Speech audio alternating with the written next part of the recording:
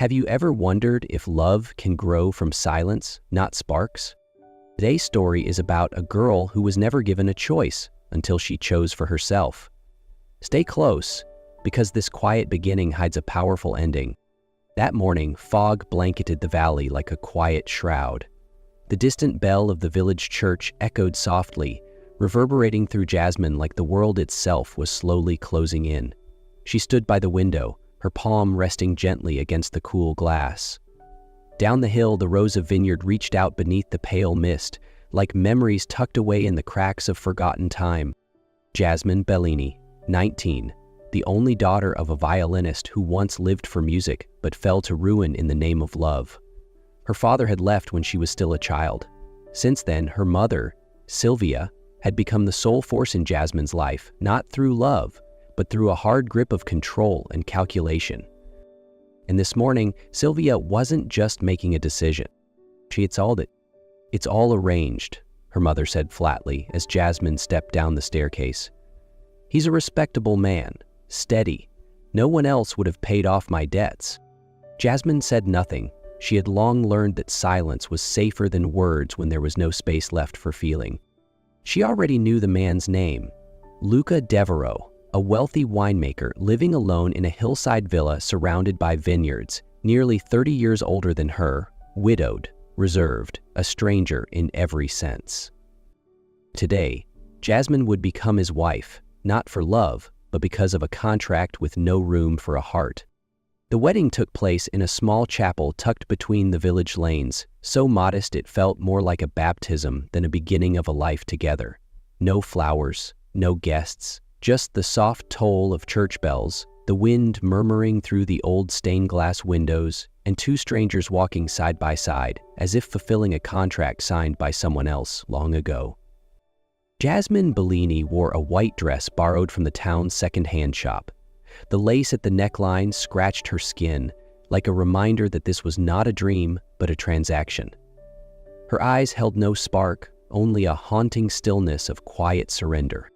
Beside her, Luca Devereaux stood tall, his expression unreadable.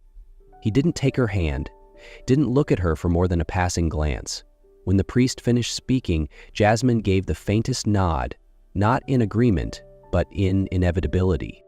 After the ceremony, a deep brown car carried them up a winding road toward the hills. Luca's estate came into view among the endless vineyards, its stone walls aged, its terracotta roof steeped in quiet history. Jasmine stepped inside like someone being locked in a beautiful cage. Everything was elegant, in perfect order, too polished for her to feel real.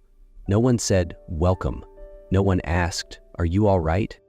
Luca only opened a door and said, "Your room is this way. If you need anything, just call." And then he walked away, silently, as if this was the beginning of a story neither of them had wished to tell. Jasmine couldn't remember when she had fallen asleep. The room was so quiet she could hear the wind threading through the wooden shutters and the ticking of an old pendulum clock, steady, unfamiliar, like a borrowed heartbeat.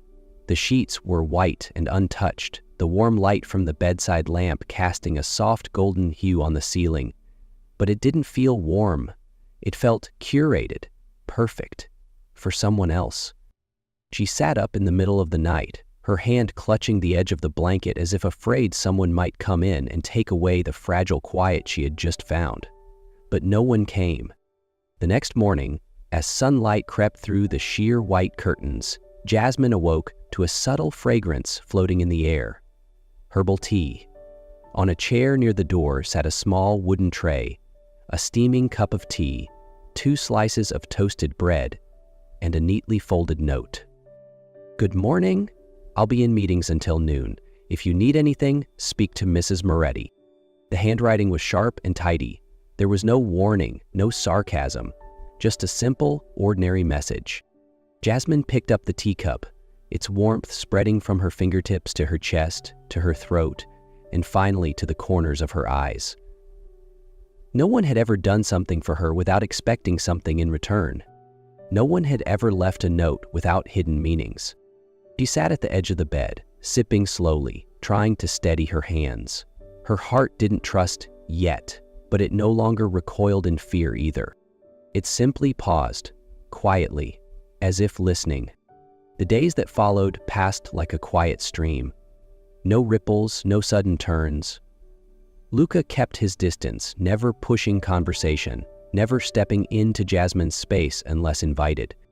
Every morning, she would find a new flower placed on the table in the sitting room. Some days it was lavender, some days wild daisies, other times a nameless bloom tucked into a small earthen vase beside a slip of paper that read, "Wishing you a peaceful morning. If you'd like a walk, the car is ready. There's no rush. Just be yourself." Jasmine read those notes as if relearning a forgotten language, the language of gentleness. She remained cautious, but the fear in her eyes no longer dictated her every move.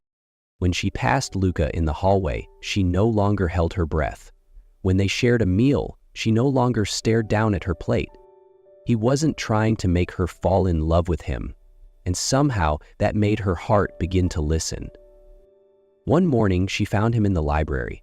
Sunlight streamed through the tall windows, casting a quiet glow over his shoulders. He was browsing the shelves, head tilted, fingertips gliding along book spines as if touching memories. Jasmine stepped closer, her movements slow but certain. "Thank you," she said softly, "for not forcing me." Luca turned toward her, his gaze calm, still as a lake untouched by wind. Silence stretched between them, and then he replied, low, sincere, "I just want you to feel safe. That's all that matters." Jasmine said nothing more, but when she walked out of that room, it felt as though her heart had opened a window, just a sliver, but enough for the light to come in. That night, rain tapped gently against the old terracotta roof, each drop like a sigh from time itself. The whole house seemed wrapped in a hush, too tender to touch, a quiet Jasmine never knew could feel so warm. She stood before Luca's door, her fingers lightly gripping the belt of her robe. Her heart no longer pounded from fear, but from hesitation, the kind that comes when you're about to do something no one asked of you. She knocked. Once. The door opened. Luca's eyes flickered with surprise, then softened. "Jasmine," he said, his voice barely above a whisper. She looked up at him, her gaze steadier than it had ever been. "I'm not afraid anymore," she said softly, "not because I have to be here, but because I choose this." Luca said nothing. He simply stepped back, opening the door wider. His room smelled of old wood and books, warm light casting a golden veil across every surface. Jasmine stepped inside, not led, not summoned. She chose to enter.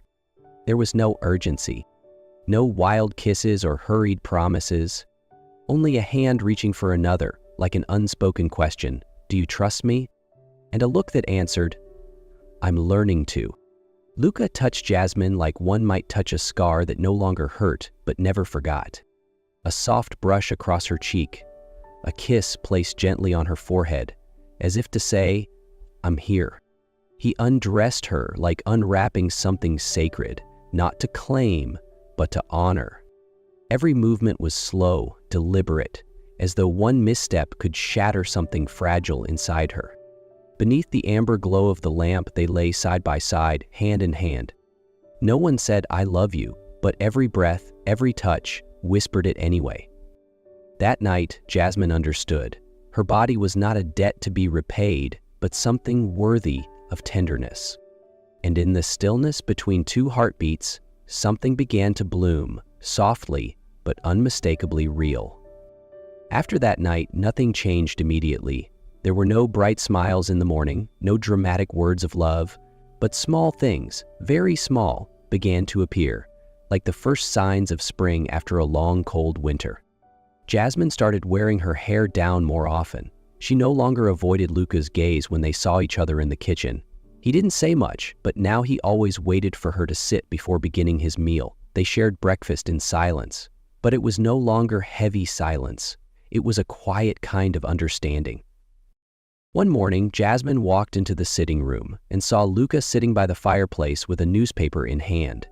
His eyes paused now and then, not really reading. Deep lines etched across his forehead, his hand clutching the paper slightly too tightly. For the first time, Jasmine realized he was tired too. Without saying a word, she went into the kitchen and made a cup of tea, the way he once had for her. When she returned, she placed it gently on the table and softly rested her hand on his shoulder. Just a light touch, like the wind. Luca looked up, and in his eyes there was no image of power, no guarded strength, only a man learning how to soften. He didn't speak, he only exhaled, a deep breath as if for the first time he allowed himself to release it. That afternoon, the sky hung heavy, as if carrying a truth not yet spoken. The last rays of sun quietly slipped behind the hills. Jasmine was organizing a few books in the library when she heard the slow, measured footsteps behind her. It was Luca. He didn't speak at first. He stood by the window, his gaze drifting toward the autumn-cellaring vineyard beyond.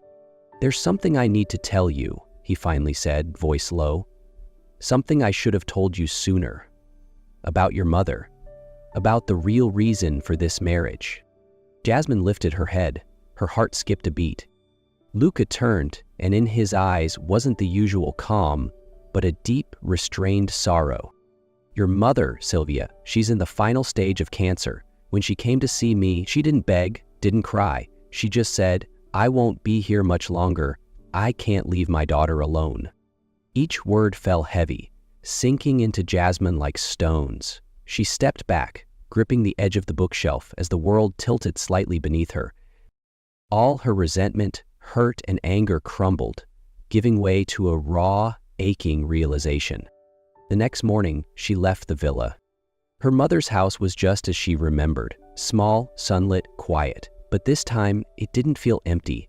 It felt like the last place still holding something she once lost. Sylvia lay on the bed, so thin Jasmine's heart ached. When she entered, her mother turned, trying to smile. "You came back," Sylvia whispered, her voice as soft as mist. "Mama," Jasmine choked, tears falling faster than she could catch. "I'm sorry. I thought you didn't love me. I blamed you." Sylvia reached out, her hand trembling but still steady in its love.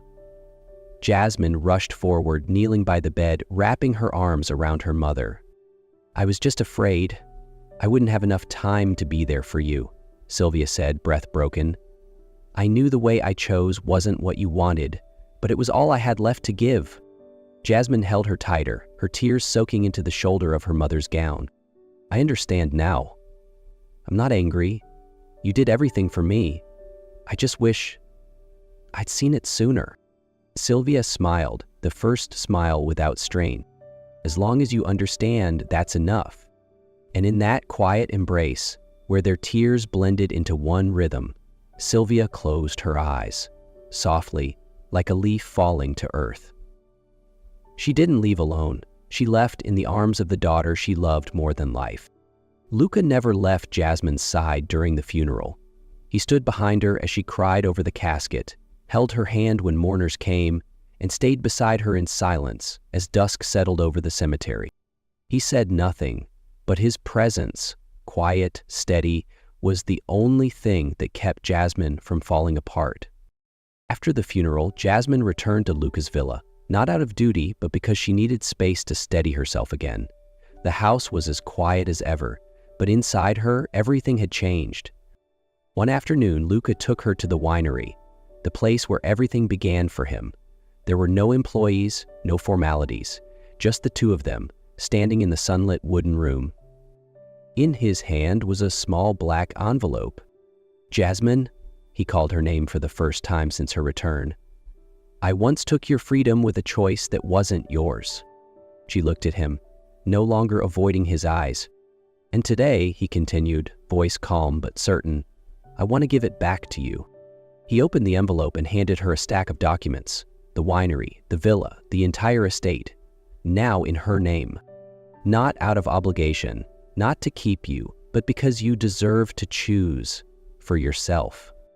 Jasmine stood still, not because of the value, not because of the land, but because, for the first time, someone was handing her the power to choose with no fear, no conditions. "I don't need you to stay," Luca said, eyes never leaving hers.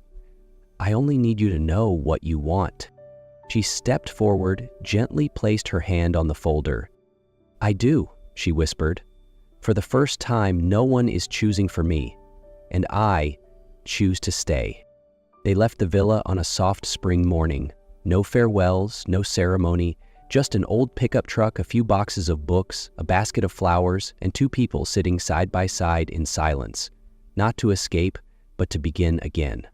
The new house sat at the end of a dirt road, beside a still, quiet lake. It wasn't grand nor polished, whitewashed walls, a red-tiled roof, sea-green shutters. But the moment Jasmine stepped inside, she knew. This wasn't property. It was home.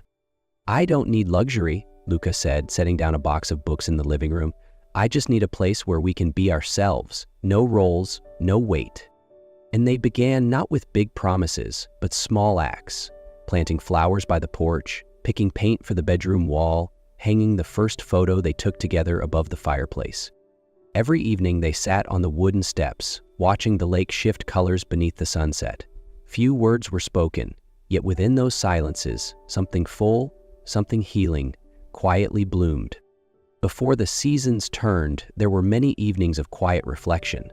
Jasmine would sit by the window, a book untouched in her lap, listening to the breath of the lake. Sometimes Luca would read beside her. Sometimes they just listened, not to music, but to the sound of peace growing roots. The seasons changed once more over the quiet hillside, and the jasmine flowers she had planted now bloomed in gentle waves along the porch. The days passed unhurried, uneventful, but within each one, the most extraordinary thing had grown. A family. After all these years, Jasmine no longer measured time by her wounds. She counted it in shared meals, quiet gestures, and the laughter of a child echoing through a home that once held only silence. Matteo, their little boy with eyes just like hers, now ran freely through the garden, calling Mama, Papa, with laughter as clear as sunlight. One evening, Luca brought Jasmine out to the porch, where golden light stretched over the lake, like time learning to breathe slowly. He didn't need to say much. In his hand was a silver necklace, strung with 5 small stones, one for each year they had walked side by side. Not loud, not perfect, but real. Not for the worth, he said, but because each year was a kind of miracle. Jasmine took his hand and held it tight. "I once didn't believe I could be loved," she whispered, "but now I know. Love doesn't have to strike like lightning. Sometimes love doesn't roar. Sometimes it's a seed, buried, growing, becoming a life, not loud, but lasting." If this story touched something in your heart, don't forget to like, share, and subscribe. Tell us in the comments. Have you ever felt love grow where you least expected it? Until next time, keep your heart open. You never know what quiet miracles are waiting. And maybe, somewhere in your quiet life, love is already growing, not loudly, but deeply.